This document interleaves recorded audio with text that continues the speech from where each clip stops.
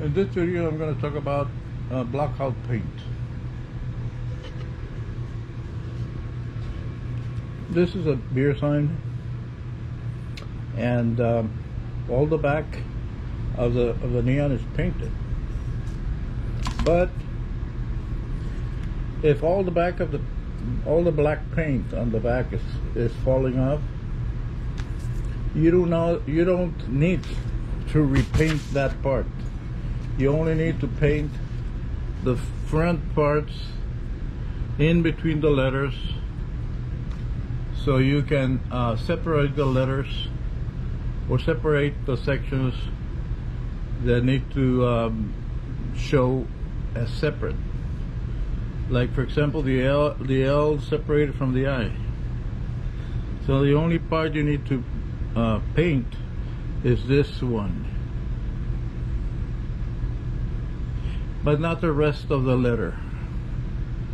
The reason all the beer signs are painted black on the back is because these signs are installed on windows in a store, bar, restaurant, and you have to paint the whole back, or you have to prevent the light by painting all the sign black on the back.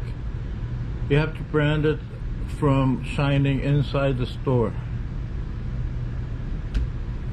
because if it's, let's say, if the light came towards the inside of the store and you have 4 or 5 neons on the windows, that would be a lot of light.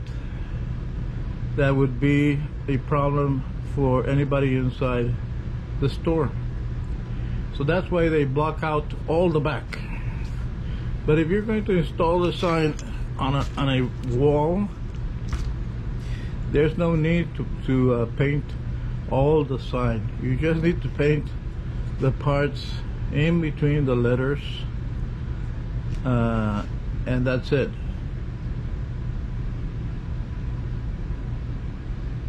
That's a little bit of information on the blockout paint.